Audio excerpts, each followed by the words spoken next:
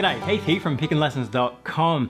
This is Big Sciota, and in this lesson we're going to take a look at the difference between a single string and the melodic techniques. So in this arrangement, basically one part A is played single string, the next part A is played melodic. When we jump into part B, we start with single string technique, and then we'll have the same melody again, melodic. So as we're looking at these, we're playing an identical melody, but just using the different techniques so we can use it as a comparison.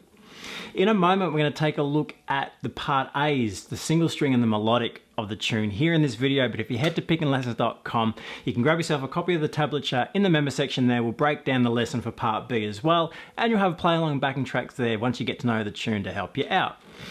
Now we're in the key of G, just standard tuning, a very popular bluegrass song. It's a great tune, and we're going to take a look at firstly the single string variation of the melody. So when we compare the two, it's going to be identical, but just using the single string and the melodic. So there are some times when you can't avoid the single string. So this first lick opening up is going to be the same in melodic. We just don't have those notes anywhere else. So that's the D, the E, and the F sharp. So our little pickup here, firstly into the single string, we've got this triplet. So these two hammer-ons. So beat 4, 2, 3, 4, and up. 3, 4, and up. So we're going to use that again later on. So single string up next. So think of single string kind of like perhaps the way the guitar or the mandolin might go about playing this melody. We're going to stay in a position. We've got notes on, multiple notes on the same string in a position. So this opening melody,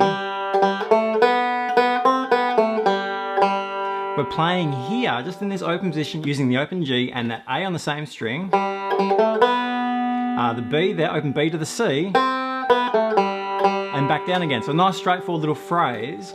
When we're playing the single string technique, firstly, we just tend to alternate between the thumb and the index finger, or thumb in the middle if appropriate.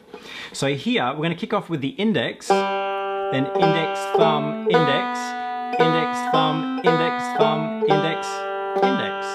So right hand, that's fairly uncomplicated, that's okay.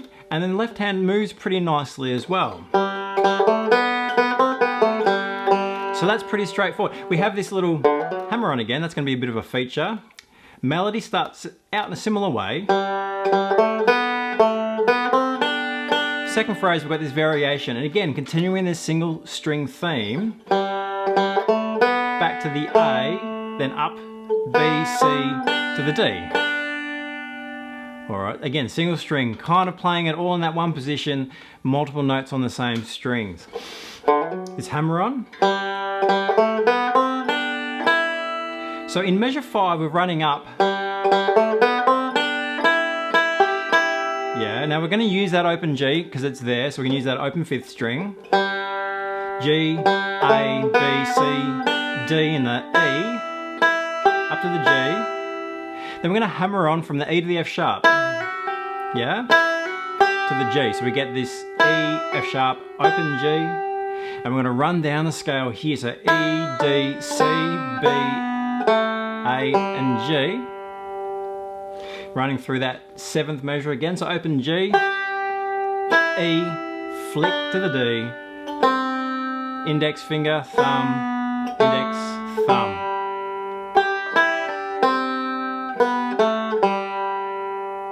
And measure 8 here. Index, thumb, index, thumb, index. So the single string technique can work really well at times. So in this comparison, you'll have a play around the two variants when we have a look at the melodic in a moment. But there are some times where approaching a melody in this single string kind of structure is really cool.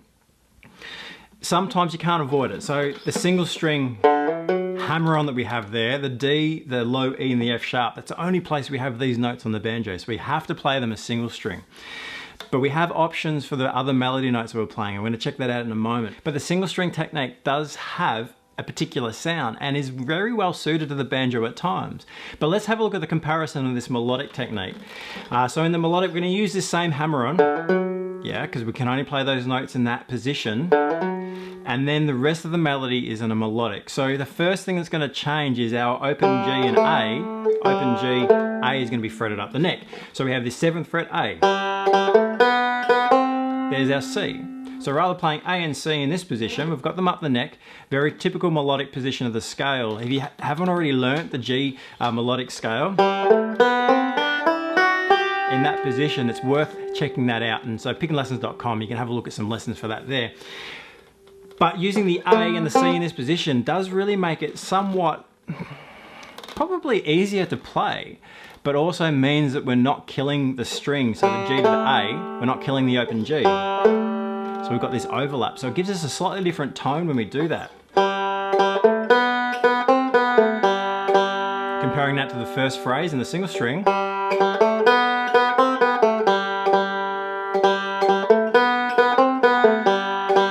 It just gives us an opportunity to play those notes in a different place. Somewhat, you may find it easier to do the single string or the melodic. So this is the thing, as you work on, you can compare the two and you can sort of decide for yourself how you approach some melodies in this way. Second phrase. So again, we've got G to the A, open B, back to the A, open B to the C, to the D. So really, we've just had to move so far, the A and the C notes from our melody from down the neck. The next passage though,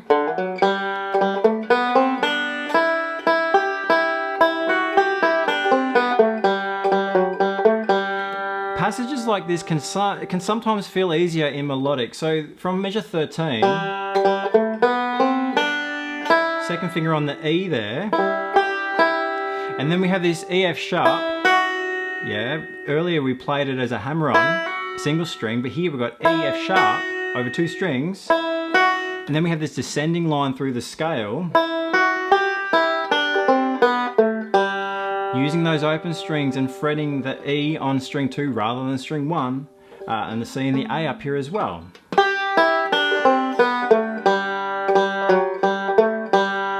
And then that little phrase on the end, using the open G and F sharp A on string 4. So that works pretty well, yeah?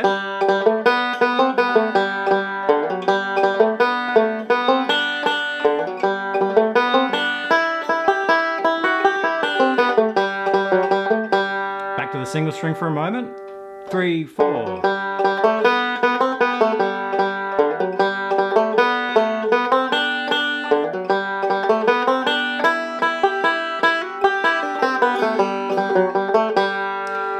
It's interesting to compare the two variations of technique. You may have a preference. You might like to try it both ways and sort of get used to one and then the other and then decide what feels easier to play. Sometimes that can be the decision you make is based on really how difficult it becomes. So it's really interesting. It is the same melody. When we move up into the melodic, it's the same melody as the single string. So it's a really nice thing to compare. The B part is really interesting too, because the single string is up the neck more, and in the melodic, we've got 2 positions we have to move through. So again, 2 different ways of playing it, and with some practice, you really probably will prefer one over the other. And so once you get to know the tune, take your pick.